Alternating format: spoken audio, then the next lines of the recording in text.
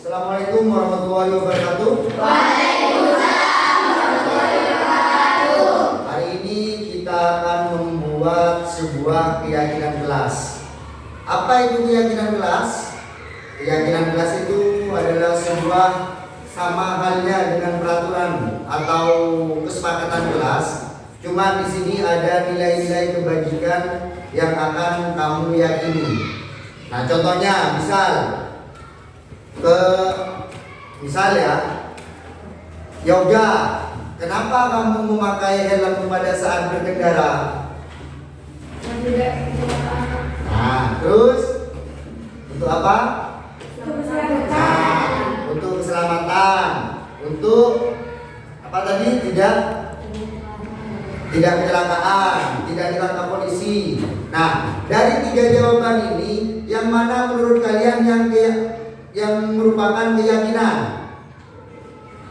Keselamatan. Nah, seperti itu, seperti itu. Jadi keyakinan kelas itu kalian yang buat, kalian yang sepakati, kalian yang akan melaksanakan. Ya, paham? Kalian nanti Mas Arif akan berikan stick note ini. Nanti kalian tulis apa yang kalian inginkan supaya kelas kalian ini menjadi nyaman, aman dan menyenangkan. Kalian tulis di sini. Nanti ditempel di papan, ya. Saya berikan dulu stick note-nya.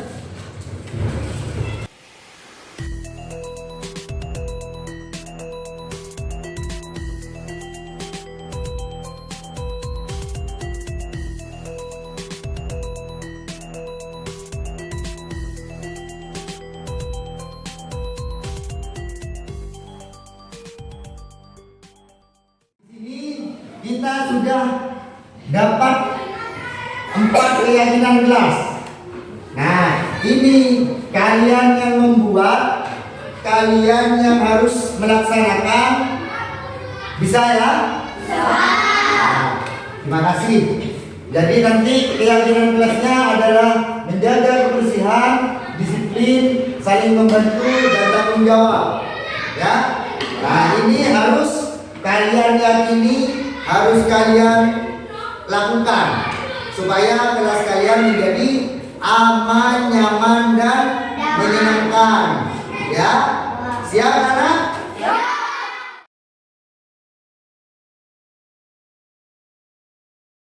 Assalamualaikum warahmatullahi wabarakatuh. Waalaikumsalam warahmatullahi wabarakatuh. Selamat datang kepada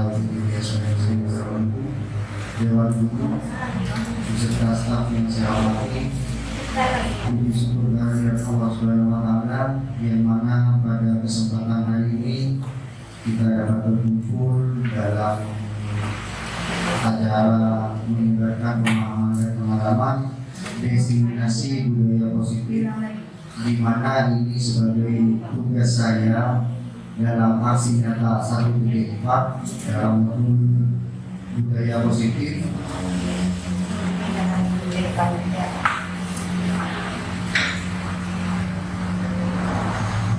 Selamat datang. Agenda hari ini salam dan hadiah. Mari belajar bersama, berkolaborasi, saling mendukung demi mewujudkan disiplin positif di sekolah kita ini. Dalam kegiatan saya sebagai calon guru penggerak di sini saya sudah diajarkan beberapa modul, yaitu modul 1.1 terdiri dari refleksi filosofi pendidikan nasional Ganjar Dewantoro, sedangkan modul 1.2 nilai dan peran guru penggerak, dan selanjutnya modul 1.3 yaitu visi guru penggerak, di mana dalam kemarin kita sudah menyusun sebuah visi, di mana visi itu dapat dilaksanakan atau merupakan acuan kita selama 1 tahun. Dan yang terakhir kita adalah modul 1.4 yaitu budaya positif. Tujuan yang menurut Ki Hajar Dewantara adalah menuntun segala kodrat anak agar mereka dapat mencapai keselamatan dan kebahagiaan yang setinggi-tingginya, baik sebagai manusia maupun sebagai anggota masyarakat. Pendidik hanya dapat menuntun tubuh dan hidupnya kodrat anak agar dapat memperbaiki lakunya.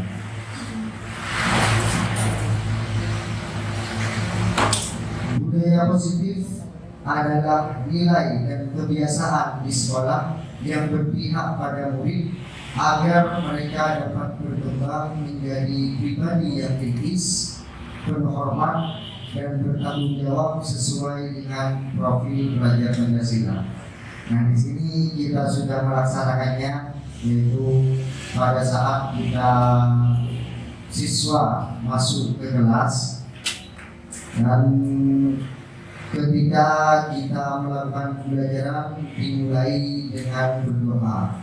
Dan selanjutnya literasi mengaji, kita sudah melaksanakan sholat duha juga di setiap paginya.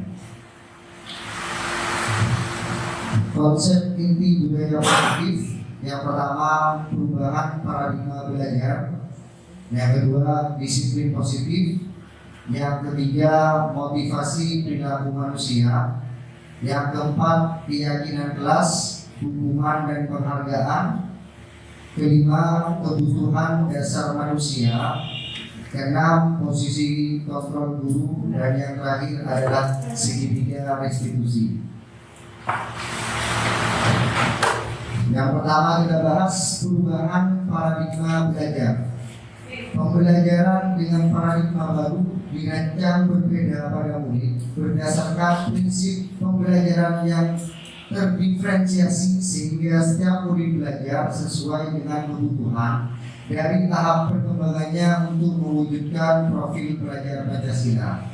Nah, di sini ada refleksi filosofi pendidikan nasional Ki Hajar Dewantara, yaitu pendidikan tempat bersemayamnya benih-benih kebudayaan.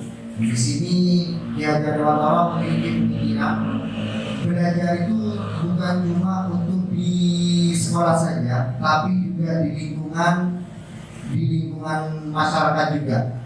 Nah, filosofi itu menginginkan perubahan tentang sistem pendidikan, yaitu melalui alur merdeka belajar. Nah, tugas guru itu diibaratkan sebagai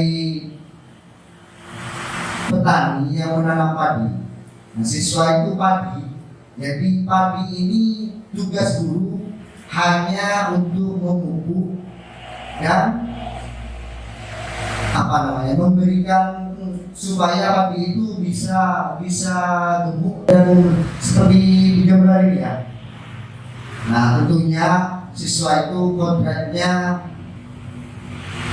harus memiliki kodrat zaman, yaitu pencakapan hidup abad 21, di mana siswa itu kita berpikiran kalau siswa itu awalnya adalah tabula rasa.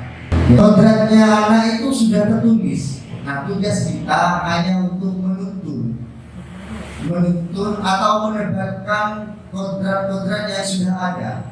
Nah, kalau di awal saya sebelum mengikuti grup gerak ini berpikiran bahwa siswa itu adalah kertas kosong. Namun di sana siswa itu sudah memiliki kodratnya, sehingga guru tugasnya untuk menuntun dan mengarahkan tentang bakat dan minat siswa. Perubahan paradigma belajar dalam membangun budaya positif sekolah dapat menyediakan lingkungan yang positif, aman dan nyaman agar siswa mampu berpikir, bertindak, dan mencipta dengan merdeka, mandiri, dan bertanggung jawab. Disiplin sangat berkaitan dengan kontrol guru terhadap siswa. Nah, dari budaya positif itu mengacu ke profil pelajar Pancasila, yaitu beriman, bertakwa kepada Tuhan Yang Maha Esa, berbenihkan global, bergotong royong, kreatif, bernalar kritis, dan mandiri.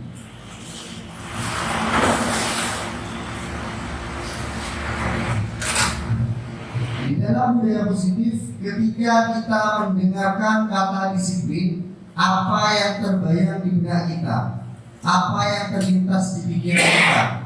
Kebanyakan orang akan menghubungkan kata disiplin dengan tata tertib, teratur, dan kepatuhan pada peraturan. Kata disiplin juga sering dihubungkan dengan hukuman.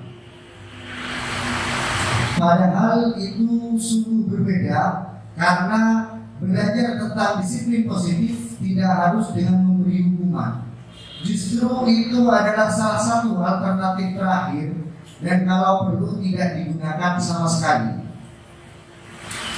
Dalam budaya kita, makna kata disiplin dimaknai menjadi sesuatu yang dilakukan seseorang pada orang lain untuk mendapatkan kepatuhan.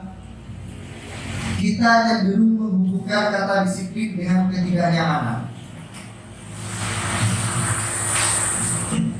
Nah, di sini ada game coba buka. Jadi ini ada 2 orang. Tugas A adalah mengepalkan salah satu tangan Anda. Coba Anda bayangkan bahwa Anda menyimpan sesuatu yang sangat berharga di dalam kepalan tangan Anda. Anda perlu menjaga benda tersebut sekuat tenaga karena begitu pentingnya. Terus tugas yang rekan Anda yang B adalah mencoba dengan segala cara untuk membuka kepalan tangan Anda. Teman Anda boleh membujuk, menghardik, mengintimidasi, memarahi, menggoda, mengkritik, bahkan menawari Anda uang agar bersedia membuka tangan Anda. Nah, kita coba bermain tentang kepalan tangan ini. Misal tangan kita memiliki barang. Jadi barang itu ini harus 2 orang pastinya. Selanjutnya, apakah Anda atau B membuka kepalan tangan Anda? Kira-kira dibuka atau tidak? Jika tangan kita itu berisi sebuah hal yang sangat penting. Mengapa? Karena membuka kepalan tangan itu kalau dari luar itu tidak akan bisa, kecuali kita sendiri yang akan membuka. Nah, dalam kegiatan ini sesungguhnya siapa yang memegang kendali atau kontrol untuk membuka atau menutup kepalan tangan, yaitu diri kita sendiri.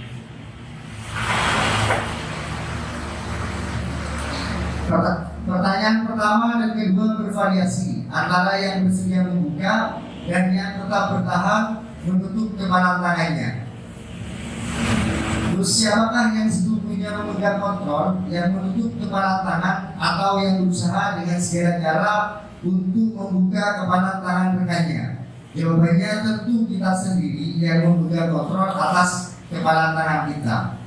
Apakah kita mau membuka atau menutup kepalan tangan kita? Itu tergantung dari diri kita masing-masing sesuai dengan kebutuhan kita saat itu.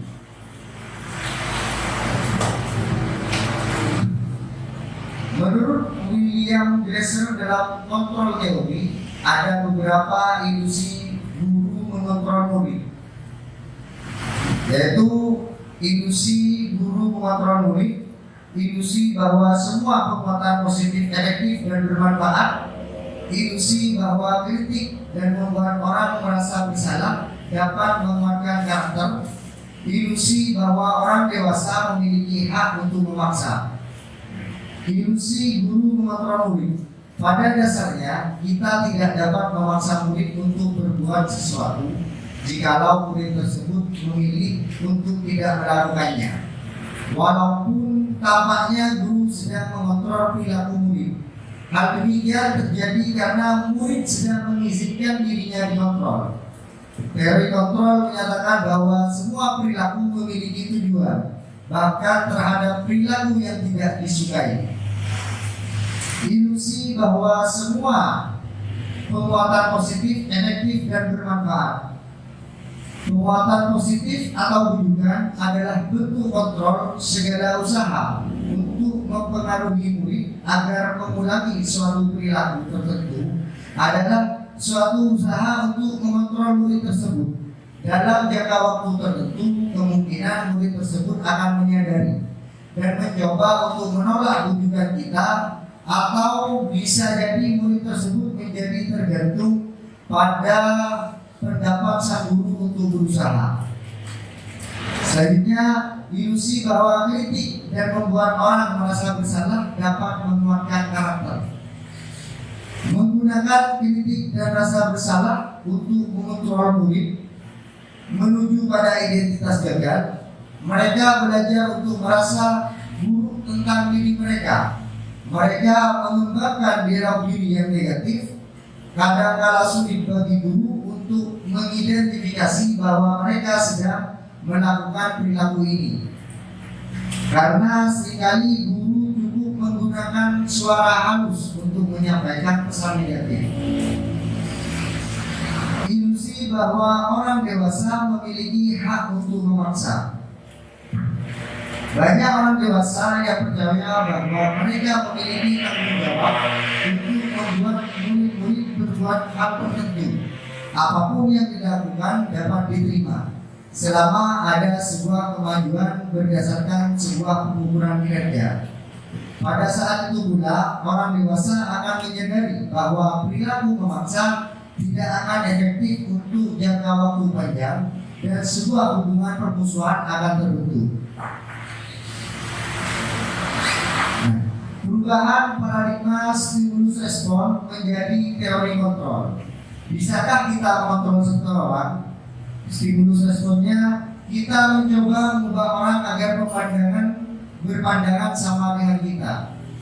Teori kontrolnya, kita berusaha memahami pandangan orang lain tentang dunia.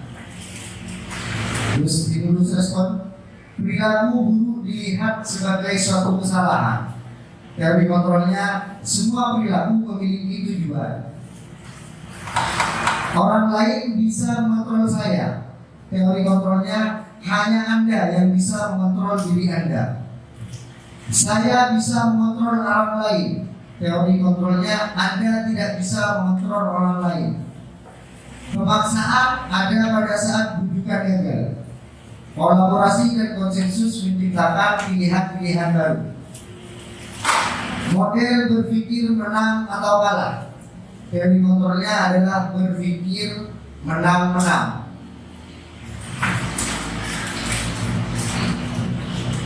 Yang nomor 2 adalah disiplin positif. Berasal dari bahasa Latin disciplina, yang artinya belajar. Disiplin diri membuat orang menggali potensinya menuju sebuah tujuan apa yang dihargai. Namun dalam budaya kita, makna kata disiplin telah berubah menjadi sesuatu yang dilakukan seseorang pada orang lain untuk mendapatkan kepatuhan. Kecenderungan umum adalah menghubungkan kata disiplin dengan ketidaknyamanan, bukan dengan apa yang kita hargai atau pencapaian suatu tujuan mulia. Disiplin positif adalah kemampuan memerintah diri dalam mengontrol dan menguasai diri untuk memilih tindakan yang mengacu pada nilai-nilai yang kita hargai dengan penuh tanggung jawab dan tanpa diperintah orang lain. Nilai-nilai yang dihargai adalah nilai kebajikan, yaitu sifat positif manusia yang merupakan tujuan mulia yang ingin dicapai setiap individu, yaitu nilai-nilai pada profil pelajar Pancasila. Tujuan disiplin positif adalah menanamkan motivasi pada murid-murid kita, yaitu untuk menjadi orang yang mereka inginkan dan menghargai diri sendiri dengan nilai yang mereka percaya. Yang selanjutnya, motivasi perilaku manusia.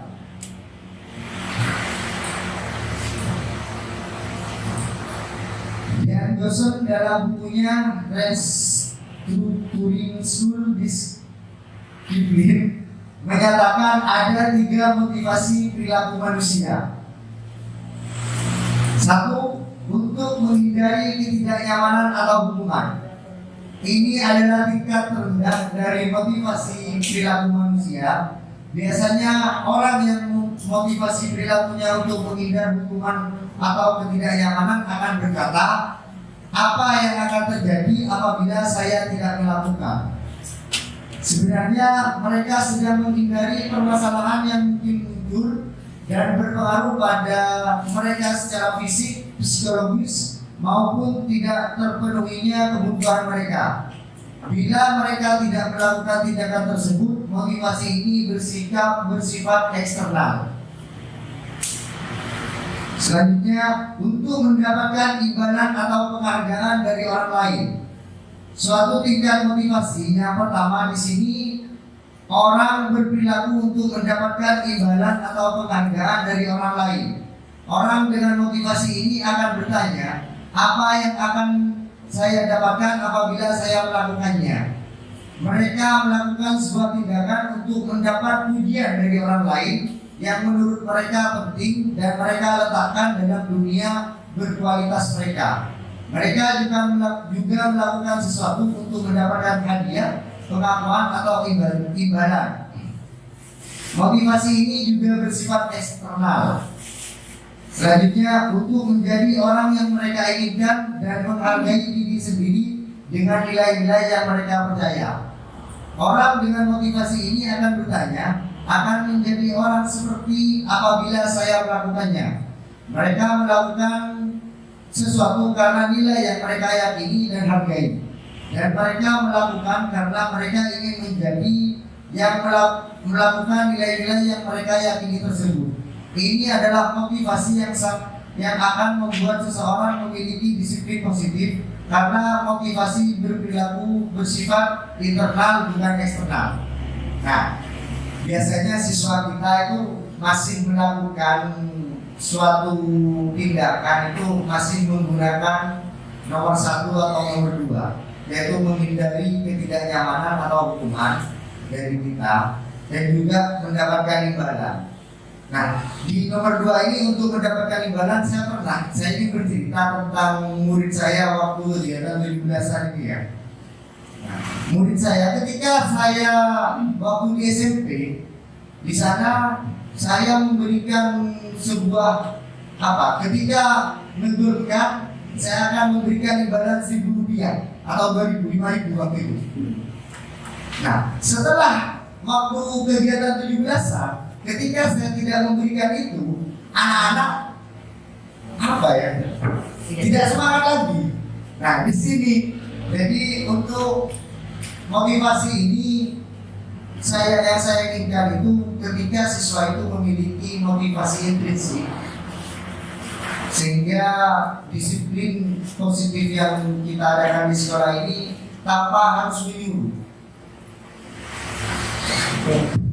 siswa itu menjadi disiplin. Selanjutnya, teori motivasi perilaku manusia untuk menghindari ketidaknyamanan. Nah, di sini menghindari ketidaknyamanan atau hukuman, apa yang akan terjadi apabila saya tidak melakukannya. Selanjutnya, untuk mendapatkan imbalan dari orang lain atau intuisi, apa yang akan saya dapatkan apabila saya melakukannya. Nah, di sini yang pertama juga termasuk motivasi eksternal, yang kedua juga termasuk motivasi eksternal. Nah, yang ketiga, untuk menghargai diri sendiri, menjadi insan sesuai harapan kita. Saya akan menjadi orang yang seperti apa bila saya melakukannya. Nah, di sini termasuk motivasi internal, tujuan disiplin positif. Merdeka menurut Ki Hajar Dewantara, merdeka itu artinya tidak hanya terlepas dari perintah, akan tetapi juga cakap buat memerintah diri sendiri. Yang keempat, keyakinan dan hukuman dan penghargaan. Nah, di sini, mengapa keyakinan jelas, mengapa tidak peraturan saja? Mengapa kita memiliki peraturan tentang penggunaan helm pada saat mengendarai kendaraan roda 2? Dan selanjutnya, mengapa kita memiliki peraturan tentang penggunaan masker dan mencuci tangan setiap saat? Nah, dari pertanyaan pertama, mengapa kita memiliki peraturan tentang penggunaan helm? Ketika kita ditanya itu, jawaban kita bisa bervariasi, yaitu bisa takut ditilang, takut sama polisi. Nah, dari sini intinya, mengapa kita mengendarai kendaraan roda 2 menggunakan helm, yaitu untuk keselamatan. Yang kita yakini yaitu kita keselamatannya. Walaupun kita tidak ada polisi, kalau kita sudah meyakini kalau kita memakai helm itu adalah untuk keselamatan, kita akan menggunakan walaupun hanya dari jalan dekat. Terus, mengapa kita memiliki peraturan tentang penggunaan masker dan mencuci tangan setiap saat? Nah, di sini juga termasuk keselamatan. Nah, yang pertama untuk keselamatan, yang kedua untuk kesehatan atau keselamatan. Nilai-nilai keselamatan atau kesehatan inilah yang kita sebut sebagai suatu keyakinan, yaitu nilai kebajikan universal yang disepakati secara tersirat dan tersurat, lepas dari latar belakang suku, negara, bahasa maupun agama. Seseorang akan lebih tergerak dan bersemangat untuk menjalankan keyakinannya daripada hanya sekedar mengikuti serangkaian peraturan tertulis tanpa makna. Nah, keyakinan kelas itu merupakan peraturan kelas yang diyakini ada di dalamnya, yaitu keyakinan kelas, lingkungan positif, dan budaya positif. Nah, saat ini saya sudah mencoba di kelas 5 membuat sebuah keyakinan kelas yang didampingi oleh Pak Hendra kemarinnya. Saya ingin membuat sebuah keyakinan kelas itu nantinya menciptakan lingkungan yang positif dan nantinya akan menciptakan budaya yang positif. Pembentukan keyakinan kelas atau sekolah, keyakinan kelas bersifat lebih abstrak daripada peraturan yang lebih rinci dan konkret. Keyakinan kelas berupa pertanyaan-pertanyaan universal. Pertanyaan keyakinan kelas senantiasa dibuat dalam bentuk positif. Keyakinan kelas hendaknya tidak terlalu banyak sehingga mudah diingat dan dipahami oleh semua warga kelas. Keyakinan kelas sebaiknya sesuatu yang dapat diterapkan di lingkungan tersebut. Semua warga kelas hendaknya ikut berkontribusi dalam pembuatan keyakinan kelas lewat kegiatan kira pendapat. Bersedia meninjau kembali keyakinan kelas dari waktu ke waktu. Nah, jadi keyakinan kelas ini melibatkan siswa. Apa yang diinginkan siswa ketika siswa itu di kelas? Kita tanyakan terlebih dahulu kepada siswa. Siswa menginginkan apa? Untuk kelas itu terlihat nyaman, aman, dan bisa menyenangkan. Nah, keyakinan kelas ini dibuatnya oleh siswa, dilakukan oleh siswa, dan diyakini oleh siswa.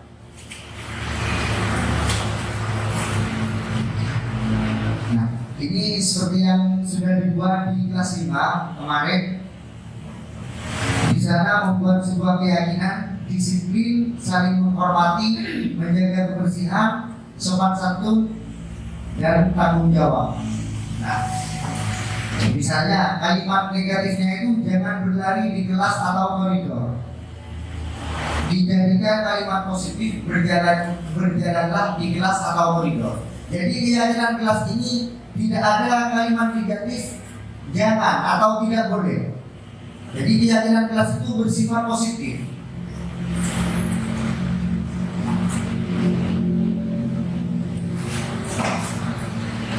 Selanjutnya, hukuman, konsekuensi, dan restitusi. Dalam menjalankan peraturan ataupun keyakinan kelas atau sekolah, bila mana ada suatu pelanggaran, tentunya sesuatu harus terjadi. Untuk itu kita perlu meninjau ulang tindakan penegakan peraturan atau keyakinan kelas sekolah kita yang selama ini. Tindakan terhadap suatu pelanggaran pada umumnya berbentuk hukuman atau konsekuensi. Dalam modul ini akan diperkenalkan program disiplin positif yang dinamakan restitusi. Restitusi adalah proses menciptakan kondisi bagi murid untuk memperbaiki kesalahan mereka sehingga mereka bisa kembali pada kelompok mereka dengan karakter yang lebih kuat. Restitusi ini juga merupakan proses kolaboratif yang mengajarkan murid untuk mencari solusi untuk masalah mereka dan membantu murid berpikir tentang orang seperti apa yang mereka inginkan dan bagaimana mereka harus memperlakukan orang lain.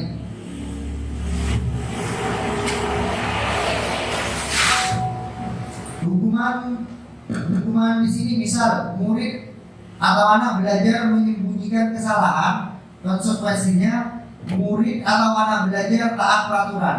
Nah, restitusinya murid atau anak belajar memecahkan masalah. Identitas gagal mencoba mengontrol anak dengan penguatan negatif, membaik. Terus konsekuensinya mencoba mengontrol anak dengan penguatan positif. Restitusi anak paham bahwa dirinya sendiri yang pegang kendali kontrol. Dampak pada murid identitas gagal, marah, merasa bersalah, rendah diri, mengasihkan diri. Nah, sedangkan konsekuensi kehilangan hak, waktu jeda, dan penahanan. Terus restitusi murid atau anak tidak kehilangan waktu namun bersemangat untuk memperbaiki diri. Identitas gagal hukuman tiba-tiba tidak diharapkan atau sangat melukai, sudah diketahui masuk akal. Terus restitusi berupa undangan untuk mengadakan restitusi. Hukuman dibuat oleh guru, konsekuensi juga dibuat oleh guru dan anak. Untuk restitusi dibuat oleh murid itu sendiri.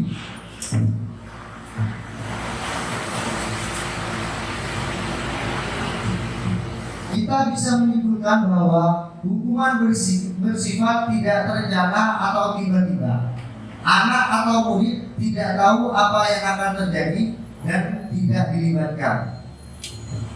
Hukuman bersifat satu arah dari pihak guru yang memberikan, dan murid hanya menerima suatu hukuman tanpa melalui suatu kesepakatan atau pengarahan dari pihak guru baik sebelum atau sesudahnya. Hukuman yang diberikan bisa berupa fisik maupun psikis. Murid atau anak disakiti oleh suatu perbuatan atau kata-kata. Sementara disiplin dalam bentuk konsekuensi sudah terencana atau sudah disepakati, sudah dibahas dan disetujui oleh murid dan guru, sudah terencana atau sudah disepakati, sudah dibahas dan disetujui oleh murid dan guru. Umumnya bentuk-bentuk konsekuensi dibuat oleh pihak guru atau sekolah, dan murid sudah mengetahui sebelumnya konsekuensi yang akan diterima bila ada pelanggaran. Nah, di sini ada sebuah peraturan, selalu kembalikan buku ke tempatnya. Ini termasuk keyakinan atau hukuman. Yang kedua, dilarang mengganggu orang lain. Ini hukuman atau konsekuensi. Hadir di sekolah 15 menit sebelum pembelajaran dimulai. Ini termasuk keyakinan atau konsekuensi. Dilarang melakukan kekerasan. Terus dilarang menggunakan narkoba. Bergantian atau menunggu giliran menggunakan masker, jangan berlari di kelas atau koridor. Nah, di sini selalu kembalikan itu merupakan tanggung jawab dari siswa. dilarang mengganggu orang lain, menghormati orang lain dan diri sendiri. Nah, di sini termasuk keyakinan. Jika hadir di sekolah 15 menit sebelum pembelajaran dimulai, yaitu keyakinannya menghormati orang lain, komitmen pada tujuan. Dilarang melakukan kekerasan, keselamatan, menghormati orang lain. Dilarang menggunakan narkoba, yaitu kesehatan dan disiplin nilai keyakinannya, bergantian atau menunggu giliran, menghormati orang lain, gunakan masker, kesehatan dan keselamatan.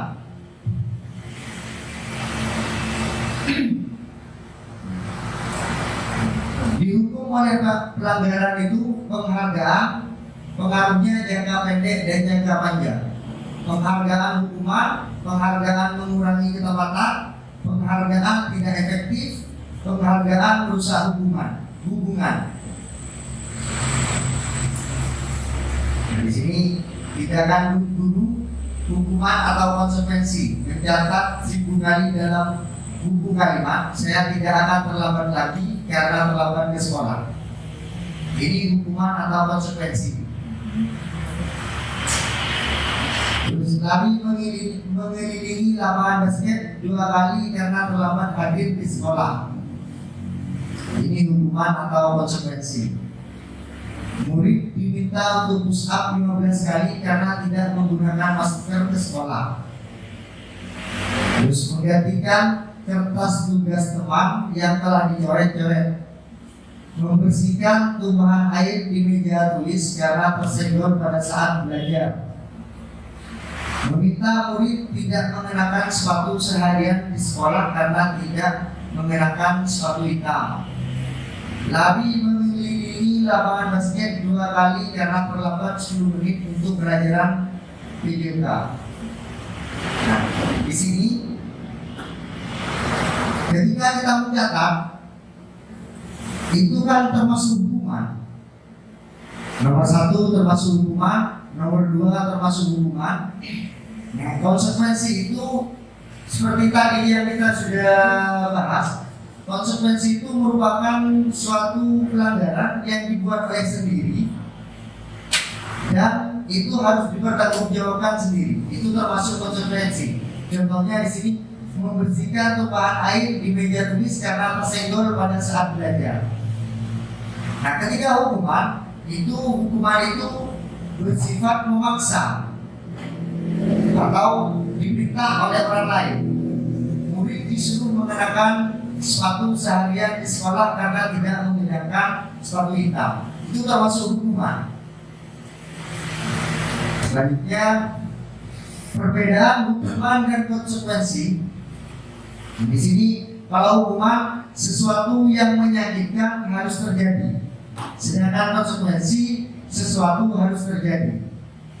Hukuman membuat anak sakit, ini berupa fisik, maupun hati untuk jangka yang waktu lama. Konsekuensi membuat anak merasa tidak nyaman dalam jangka waktu pendek. Hukuman anak membenci kedisiplinan, konsekuensi anak menghargai disiplin. Hukuman berupa paksaan, sedangkan konsekuensi stimulus tanggapan.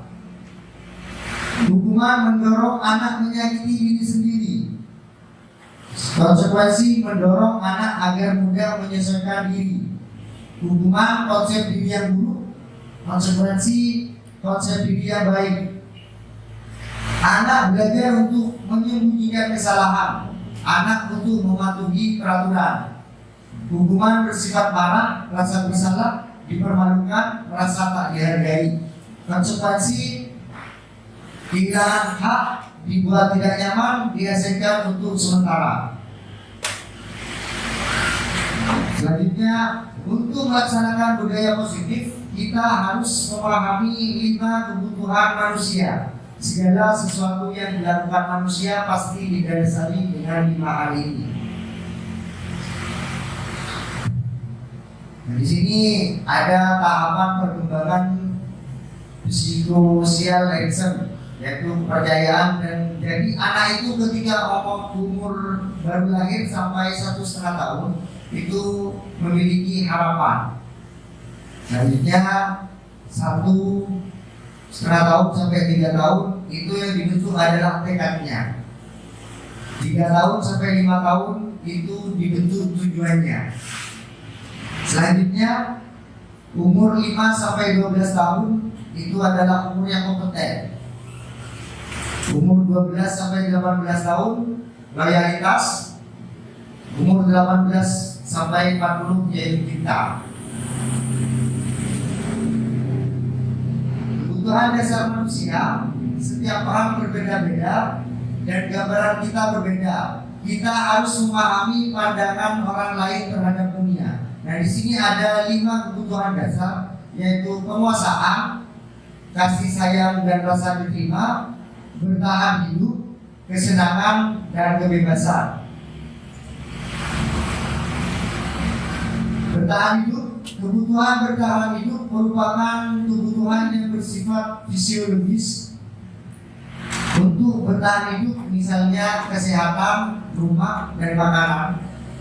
Contoh kasus yang terjadi di sekolah dasar ialah ketika ada anak yang selalu meminta bekal makanannya kepada teman.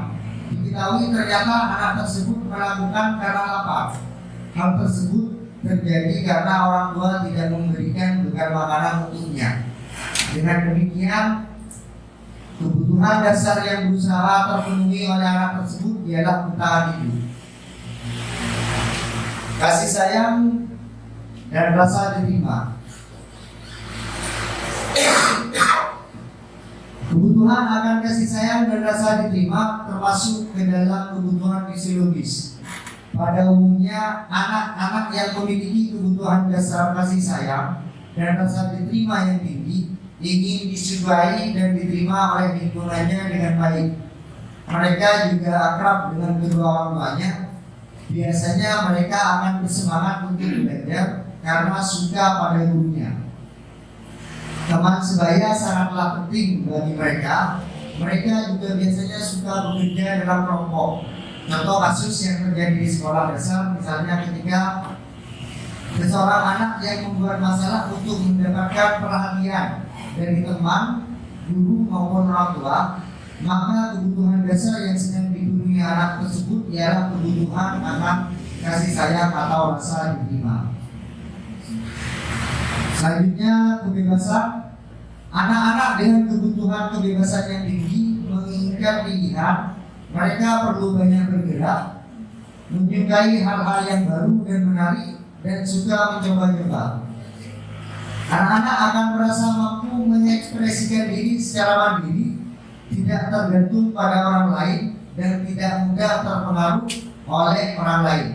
Contoh kasus di sekolah dasar ialah anak yang selalu diberikan bekal makanan dengan menu yang sama setiap hari oleh ibunya. Di sekolah, dia membuat masalah dengan mengambil paksa bekal milik teman-temannya. Hal tersebut dia lakukan karena ingin mencoba makanan dari temannya yang beraneka ragam. Maka kebutuhan yang berusaha dipenuhi oleh anak tersebut ialah kebutuhan akan kebebasan. Kesenangan. Kebutuhan akan kesenangan adalah kebutuhan untuk mencari kesenangan, bermain, dan tertawa. Kebutuhan ini muncul sejak dini, kemudian terus berkembang hingga dewasa. Biasanya anak-anak suka bermain. Saat mereka bermain, mereka secara tidak langsung mempelajari keterampilan hidup yang penting. Anak-anak dengan kebutuhan dasar kesenangan yang tinggi biasanya ingin menikmati apa yang mereka lakukan.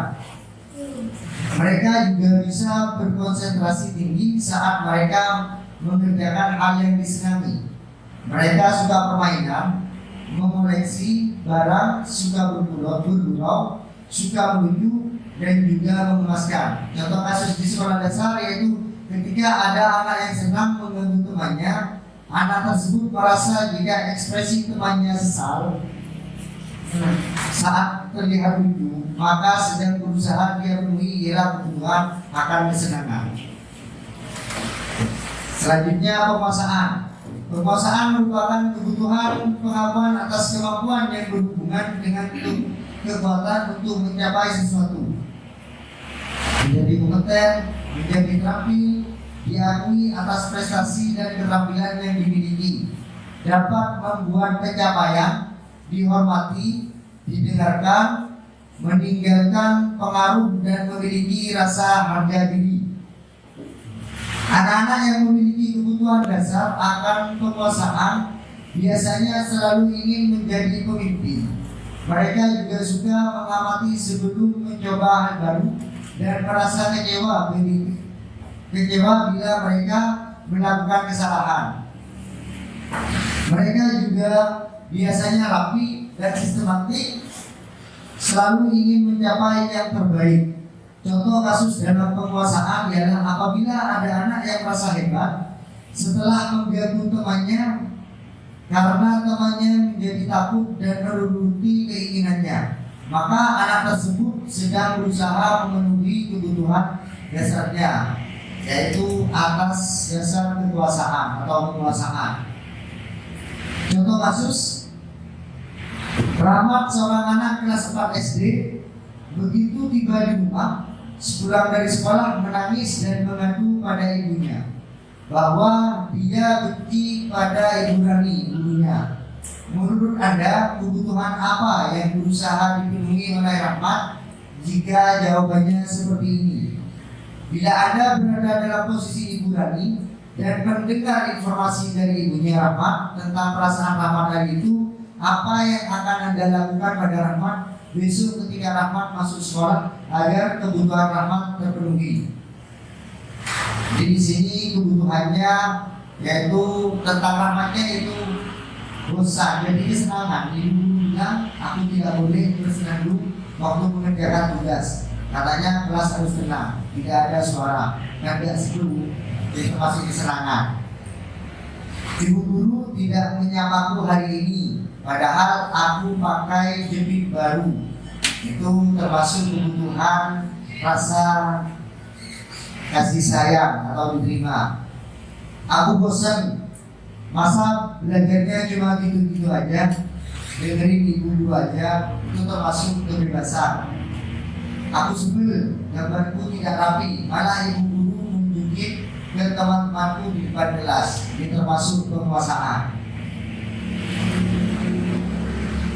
Posisi kontrol guru. Pertama, pembuku, membuat rasa bersalah, teman, pemantau, dan yang terakhir adalah manajer.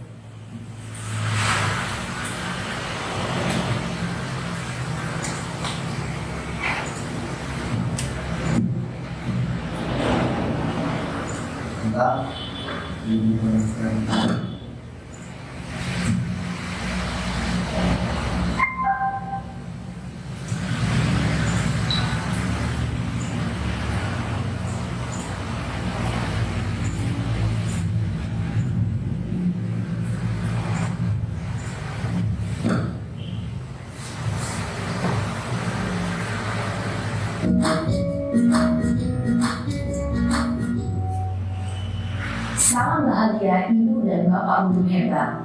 Dalam penerapan disiplin positif restitusi, salah satu program yang dikembangkan adalah 5 posisi kontrol. 5 posisi kontrol dalam restitusi adalah proses perjalanan seorang pendidik agar dapat mengenali dirinya. Pada video kali ini, kita akan membahas tentang 5 posisi kontrol yang dikembangkan oleh Diane Lawson dan contoh penerapannya.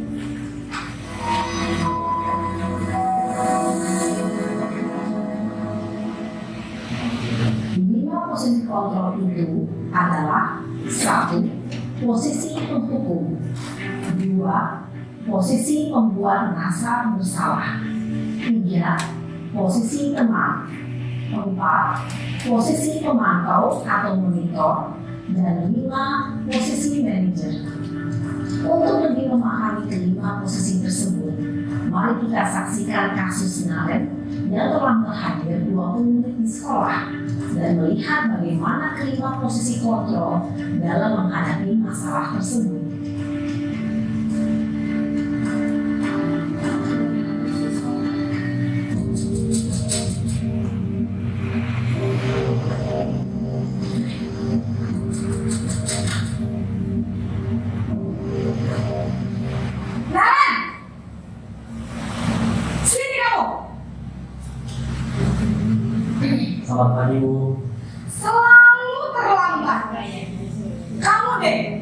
Pasti terlambat. Maaf Bu, saya Apa? Apa coba? Alasan kamu apa lagi? Kapan sih kamu tidak terlambat? Malas sekali ya kamu jadi anak. saya Dasar pemalas. Gak kapok-kapok sih kamu. Sudah berapa kali terlambat? Sana, kamu keliling lapangan basket 2 kali. Kenapa saya harus keliling lapangan basket Bu? Kenapa? Kamu melawan ibu? Berani-beraninya jawab. Sudah terlambat, masih berani jawab enggak? Sekarang, keliling lapangan basket 5 kali sekalian. Biar kapok. Cepat. Pergi sana ke lapangan basket.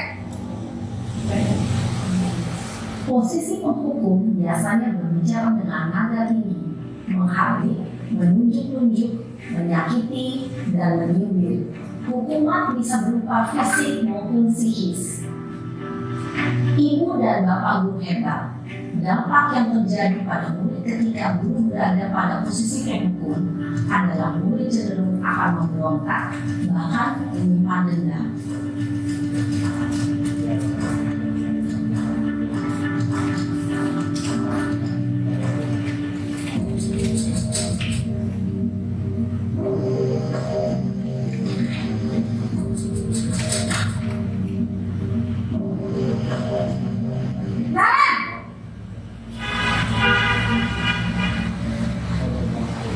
Selamat pagi Bu. Naren, kamu kenapa terlambat lagi, nak?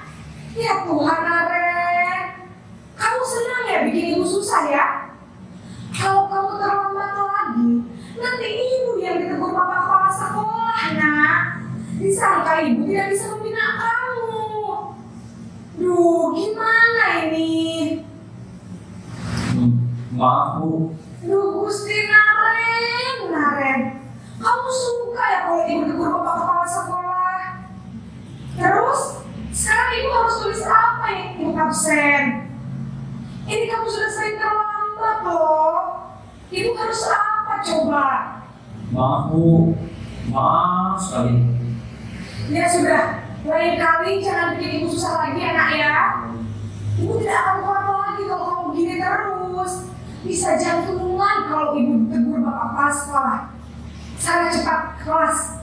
Maaf ya Bu. Maaf sekali.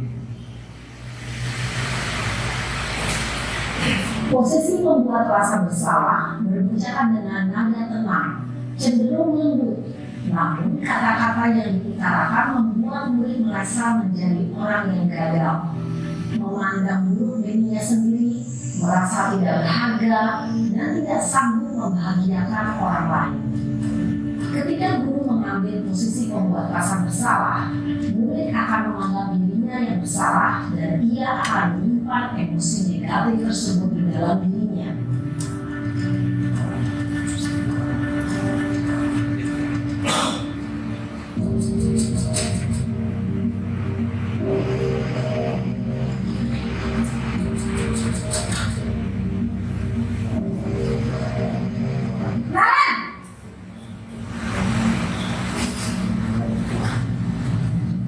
Selamat pagi Bu. Wah, sudah jam berapa nih, nak? Terlambat lagi ya sayang. Iya Bu. Habis ibu saya belum membangunkan saya Bu. Kamu malah menyalahkan ibu kamu. Kamu bukannya anak yang larinya paling kencang. Kok terlambat sih? Iya Bu. Saya memang terlambat bangun tadi.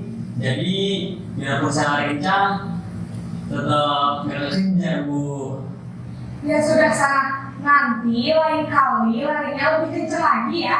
Biar gak terlambat lagi. Bikin senang ibu, demi ibu. Bisa kan? Bisa Bu. Ya sudah sana masuk kelas. Ibu beresin urusan absen kamu. Kamu ini ada salah aja. Dalam posisi teman, guru berbicara dengan nada suara ramah, akrab, cenderung bersenjata gurau untuk menjaga suasana tetap santai. Murid akan merasa senang, aman, dan akrab dengan guru. identitas yang tercipta adalah identitas sukses atau berhasil. Namun, perlu diingat, karena ini masih dorongan eksternal, maka ada faktor ketergantungan dari murid kepada orang tertentu. Di sini, guru aksennya, sehingga di lain waktu, murid bisa berperilaku baik, namun hanya kepada orang-orang tertentu saja.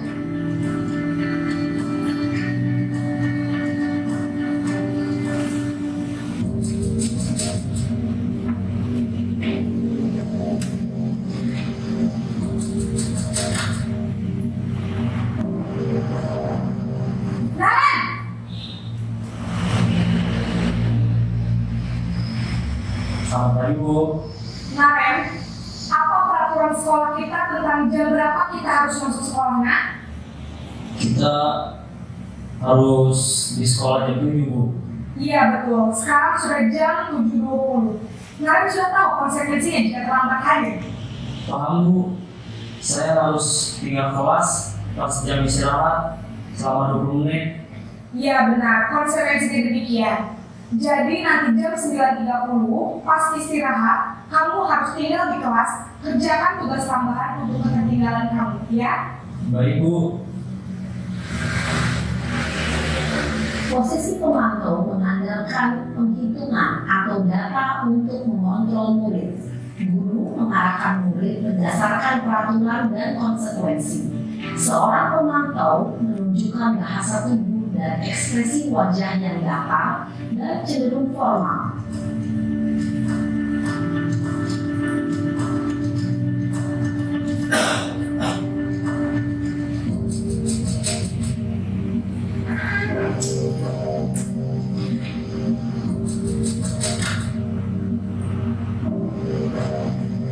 Naren!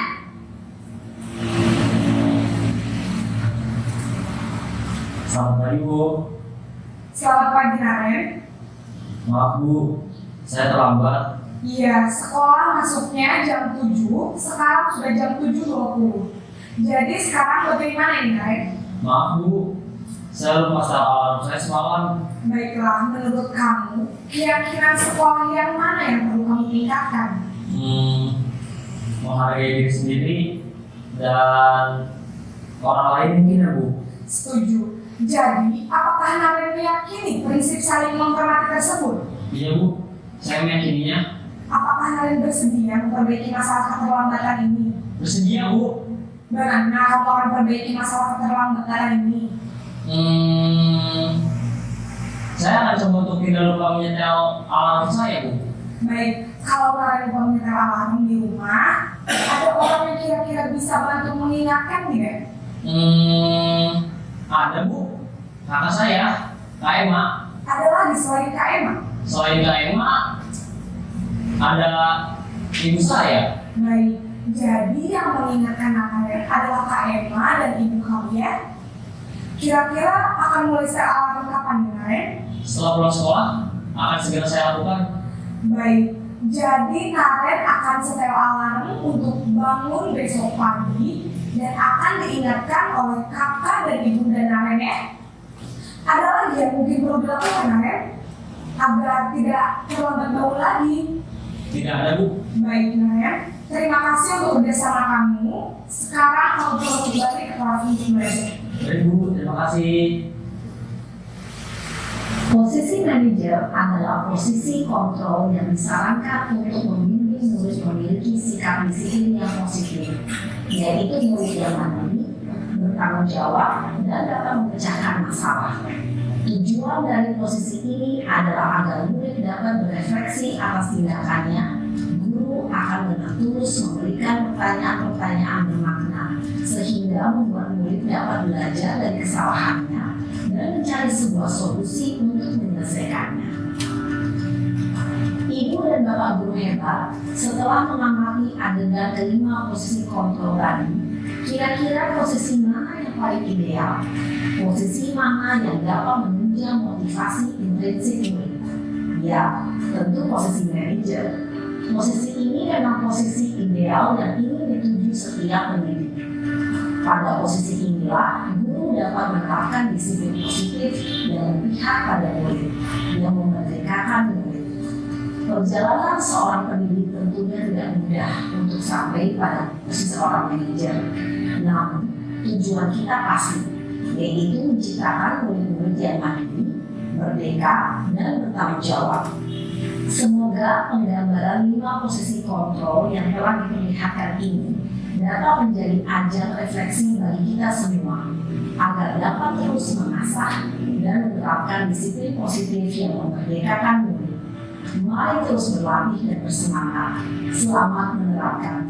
Salam dan bahagia Ibu dan Bapak Guru hebat.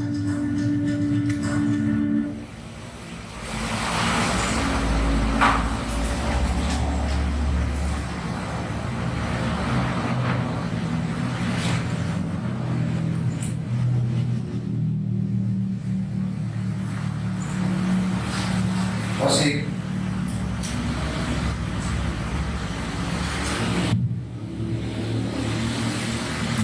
tadi sudah kita lihat video dari posisi kontrol dulu, yaitu mengukur seorang pemukul bisa menggunakan dokumen fisik atau verbal.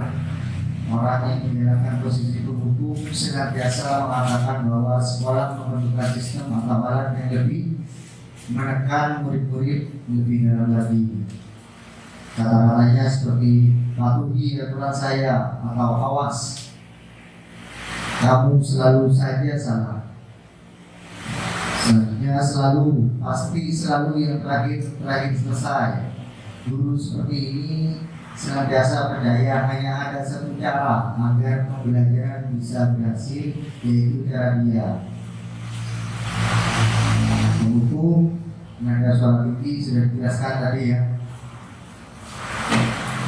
Selanjutnya posisi kontrol. Pada posisi ini biasanya guru bersuara lebih lembut, membuat rasa bersalah, akan menggunakan keinginan yang membuat orang lain merasa tidak nyaman, bersalah atau rendah diri. Kata-kata yang dikeluar dengan lembut akan seperti, ibu sangat kecewa sekali dengan kamu. Berapa kali bapak harus memberitahu kamu ya? Gimana coba? Kalau orang tua kamu tahu kamu berbuat begini. Posisi ini murid memiliki penilaian diri yang buruk tentang diri mereka. Murid merasa tidak berharga dan telah mengecewakan orang-orang yang disayanginya. Posisi teman, guru pada posisi ini tidak akan menyakiti murid, namun akan tetap berupaya mengontrol murid melalui persuasi. Atau posisi teman pada guru bisa negatif ataupun positif. Positif di sini berupa hubungan baik yang terjalin antara guru dan murid. Guru di posisi teman menggunakan hubungan baik dan humor untuk mempengaruhi seseorang. Mereka akan berkata, ayo bantulah demi bapak ya. Ayo ingat tidak bantuan bapak. Ayo ingat tidak bantuan bapak selama ini. Ya sudah, kali ini tidak apa-apa, nanti ibu bantu bereskan. Hal negatif dari posisi teman adalah bila suatu saat guru tersebut tidak mampu membantu, maka murid akan kecewa dan berkata, saya pikir bapak itu teman saya. Murid merasa dikecewakan atau tidak mau lagi berusaha. Hal ini yang mungkin timbul adalah murid hanya akan bertindak untuk guru tertentu atau tidak guru lain. Murid tergantung pada guru tersebut.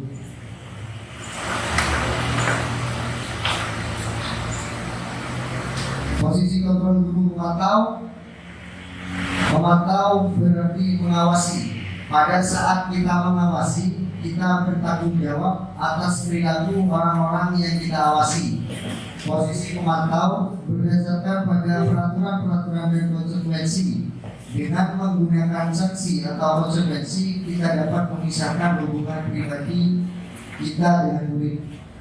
Pertanyaan yang diajukan seorang pemantau, misalnya, peraturannya apa? Apa yang telah kamu lakukan? Sanksi atau konsekuensinya apa? Seorang pemantau sangat mengandalkan perhitungan, catatan, data yang dapat digunakan sebagai bukti atas perilaku seseorang. Posisi ini akan menggunakan stiker, catatan, daftar cek.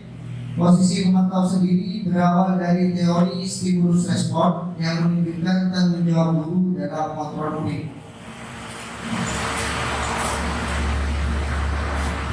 Posisi terakhir, posisi manajer, adalah posisi di mana guru berbuat sesuatu bersama dengan murid, memperkenalkan murid, mempertanggungjawabkan perilakunya, mendukung murid agar dapat menemukan solusi atas permasalahannya sendiri.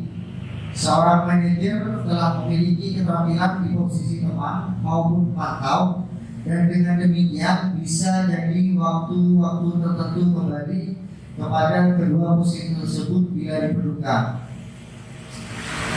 Di manajer, murid diajak untuk menganalisis kebutuhan dirinya maupun kebutuhan orang lain. Di sini penekanan bukan pada kemampuan membuat konsekuensi, namun dapat berkolaborasi dengan murid bagaimana memperbaiki kesalahan yang ada. Seorang manajer akan berkata, apa yang kita yakini? Kembali ke keyakinan kelas, apakah kamu meyakininya? Jika kamu meyakininya, apakah kamu bersedia memperbaikinya? Apa rencana kamu untuk memperbaiki ini? Tugas seorang manajer bukan untuk mengatur perilaku seseorang. Kita membimbing murid untuk dapat mengatur dirinya. Seorang manajer bukannya memisahkan murid dari kelompoknya, tapi mengembalikan murid tersebut ke kelompoknya dengan lebih baik dan kuat. Bisa jadi dalam praktik penerapan disiplin sehari-hari, kita akan kembali ke posisi teman atau pemantau, karena murid yang ditangani belum siap diajak berdiskusi atau diundang melalui restitusi. Namun perlu disadari, tujuan akhir dari 5 posisi kontrol seorang guru adalah pencapaian posisi manajer, di mana posisi inilah murid dapat menjadi pribadi yang mandiri, merdeka, dan bertanggung jawab atas segala perilaku dan sikapnya, yang pada akhirnya dapat menciptakan lingkungan positif, nyaman, dan aman.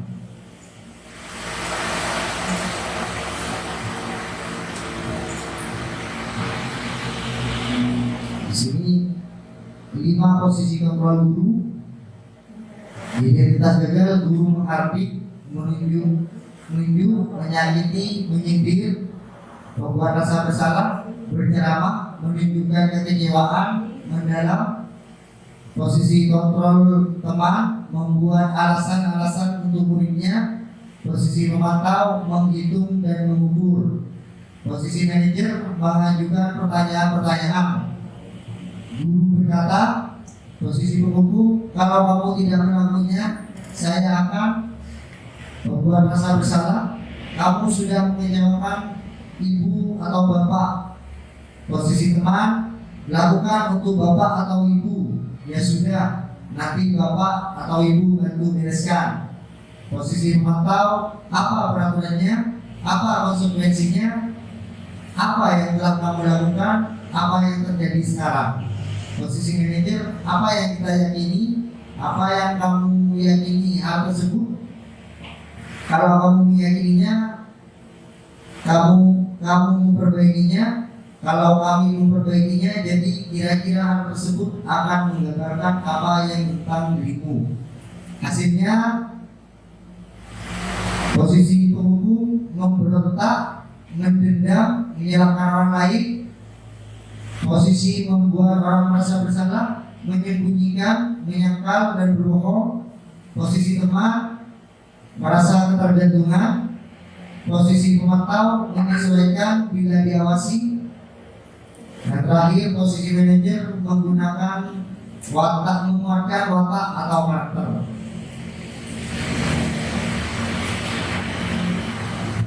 Terakhir, segitiga restitusi.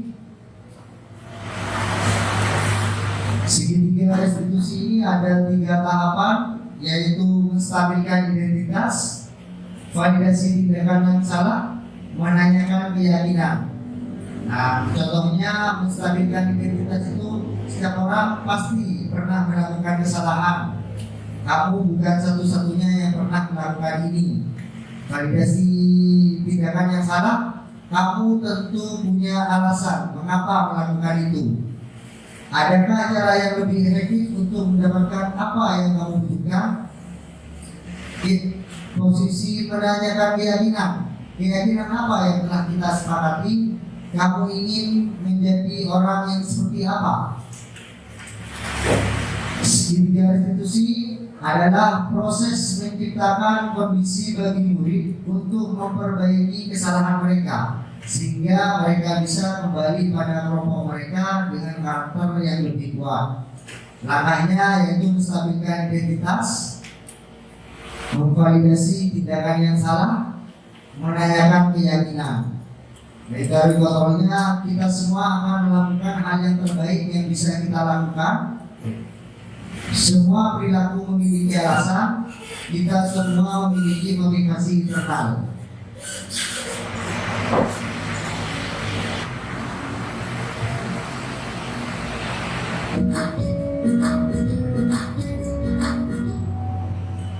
Salam dan bahagia Ibu dan Bapak Guru hebat. Pada video kali ini kita akan membahas tentang salah satu program disiplin positif yang diterapkan di lingkungan sekolah yang dikenal dengan nama restitusi.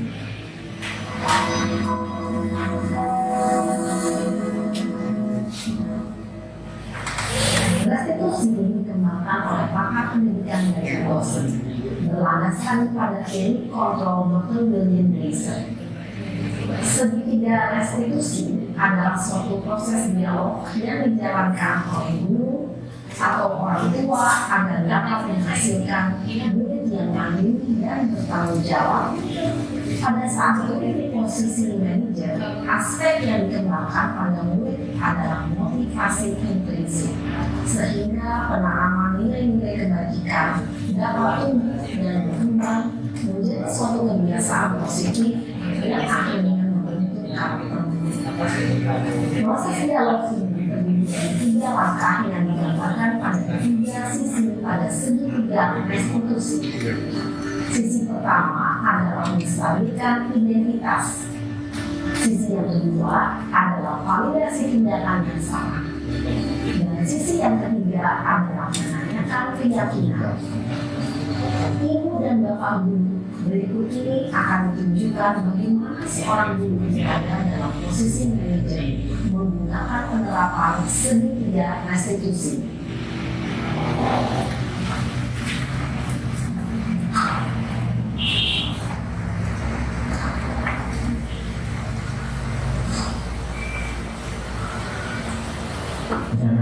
Iya Pak.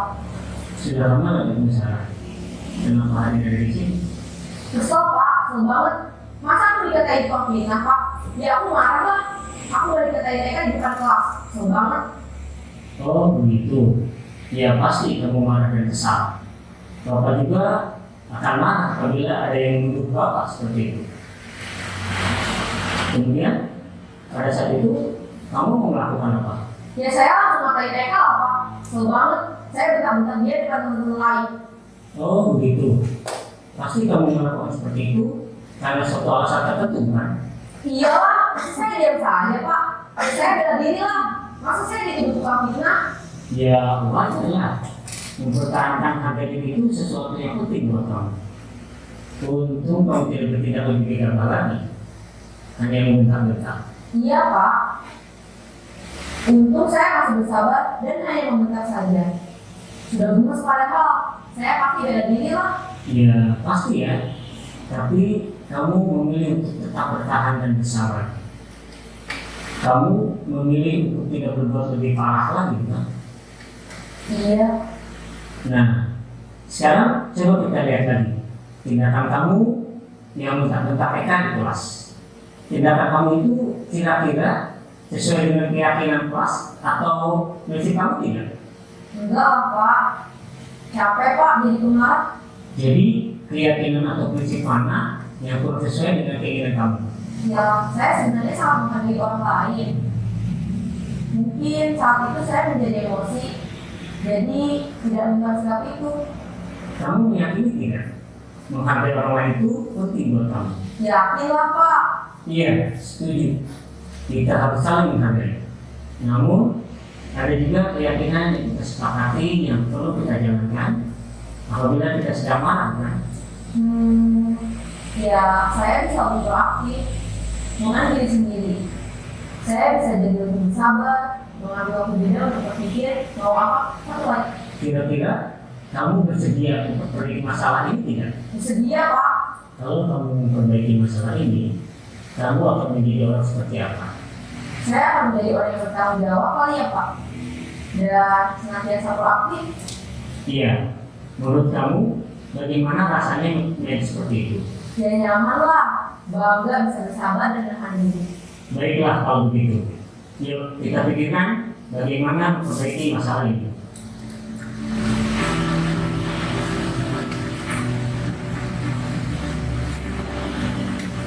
Ibu dan Bapak guru hebat. Baru saja kita menyaksikan contoh bagaimana seorang guru berada dalam posisi manajer menggunakan penerapan segitiga restitusi. Mari kita bahas satu persatu. Pada sisi pertama, menstabilkan identitas berdasarkan pada prinsip bahwa membuat kesalahan adalah bagian dari proses pembelajaran. Sisi pertama dari segitiga ini berperan menggeser identitas murid dari identitas gagal ke identitas sukses. Murid yang sedang bertingkah laku yang tidak pantas atau menarik diri saat itu sedang mengalami identitas gagal. Bila kita mengkritiknya, maka posisinya tidak akan berubah. Kita bisa mengajukan pernyataan-pernyataan ini. 1. Membuat kesalahan sesuatu yang wajar. 2. Manusia tidak ada yang sempurna. 3. Kita bisa memperbaiki masalah ini. 4. Saya tidak menanyakan kesalahannya. Saya lebih fokus bagaimana memperbaiki masalah ini. 5. Apakah saat ini kamu tengah menjadi orang yang baik untuk dirimu sendiri? Pada sisi kedua, validasi tindakan yang salah berlandaskan pada prinsip bahwa setiap perilaku berupaya memenuhi suatu kebutuhan tertentu. Guru yang telah memahami teori kontrol akan bergeser dari pemikiran stimulus respon menjadi proaktif dan mencoba untuk mengenali tujuan dari perilaku murid, mengenali dan mengakui kebutuhan murid ini dapat memperbaiki hubungan dengan murid tersebut. Pernyataan atau pertanyaan bisa disampaikan dengan nada suara tidak menghakimi atau memojokkan, sehingga dapat mengembalikan murid pada posisi positif. 1. Kamu bisa saja bertindak lebih gegabah lagi dari ini. 2. Kamu bukan melakukannya tanpa suatu alasan tertentu. 3. Kamu melakukannya karena mempertahankan sesuatu yang penting bagi. 4. Mungkin kamu bisa mempelajari suatu perilaku baru yang lebih efektif. Bersediakah kamu mempelajarinya? Selanjutnya, kita akan simak sisi terakhir, yaitu menanyakan keyakinan. Teori kontrol menyatakan bahwa pada dasarnya kita termotivasi secara intrinsik. Pada saat perilaku yang salah telah divalidasi dan identitas sukses telah stabil, maka murid telah siap memainkan keyakinan-keyakinannya dengan tindakannya yang salah dan pemikirannya telah bergeser ingin menjadi orang yang jujur. Pertanyaan-pertanyaan ini dapat memainkan keyakinan-keyakinan yang kami murid. 1. Sebagai keluarga atau kelas, apa yang kita yakini? 2. Nilai-nilai apa yang telah kita sepakati? 3. Seperti gambaran sebuah kelas yang ideal bagi kami. 4. Kamu ingin menjadi orang seperti apa?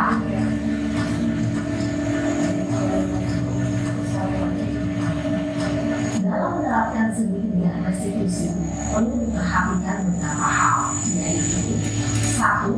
Perilaku yang salah menurut dikaitkan dengan nilai-nilai atau keyakinan yang telah disepakati atau disetujui. 2. Kesediaan orang yang melakukan kesalahan untuk memperbaiki masalah. 3. Pemecahan masalah sebisa mungkin relevan akan memiliki hubungan dengan masalah yang ada. 4. Usaha. Perlu adanya suatu usaha perbaikan dari pihak yang berbuat kesalahan. 5. Waktu.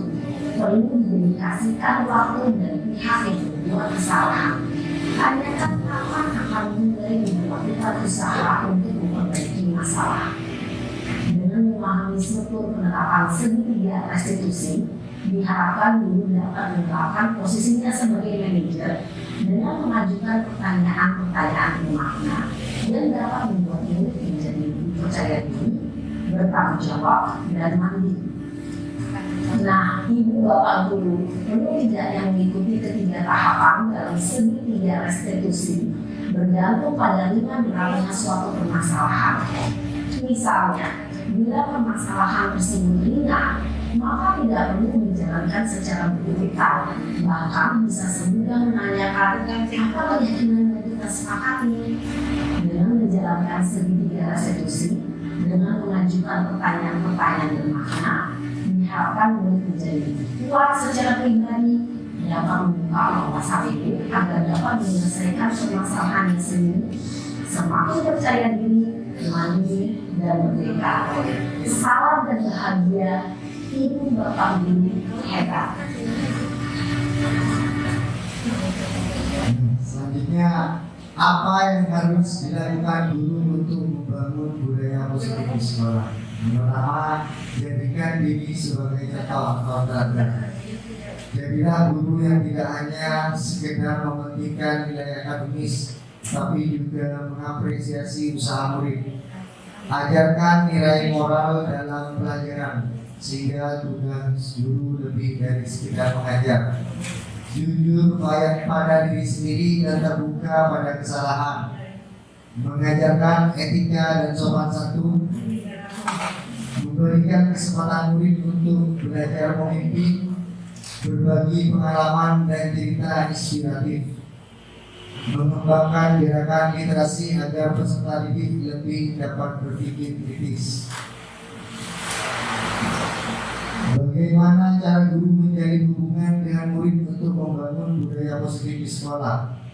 Cara sosialisasi tanya jawab yang baik, tidak menyela pembicaraan guru atau teman, tidak memaksakan pendapat. Guru menunjukkan sikap konsisten, komitmen, terbuka, dan dapat dipercaya. Guru melibatkan peran aktif orang tua. Guru dan siswa membuat kesepakatan kelas. Guru tidak bersikap menghakimi, tetapi lebih evaluatif dan reflektif terhadap kesalahan siswa. Melakukan pembiasaan positif seperti berdoa sebelum dan setelah pembelajaran, serta melakukan budaya bersih. Menjalin ikatan emosional agar peserta didik lebih bersemangat belajar tanpa merasa terbebani. Yang terakhir adalah quotes. Menumbuhkan karakter itu tidak semudah membalikkan telapak tangan. Diperlukan komitmen, konsisten, dan waktu yang tidak sedikit. Diperlukan kesungguhan dalam pengolahannya. Sekian Bapak Ibu, saya ucapkan terima kasih. Semoga apa yang saya paparkan bisa bermanfaat. Akhir kata, wabillahi taufiq wal hidayah. Wassalamualaikum warahmatullahi wabarakatuh.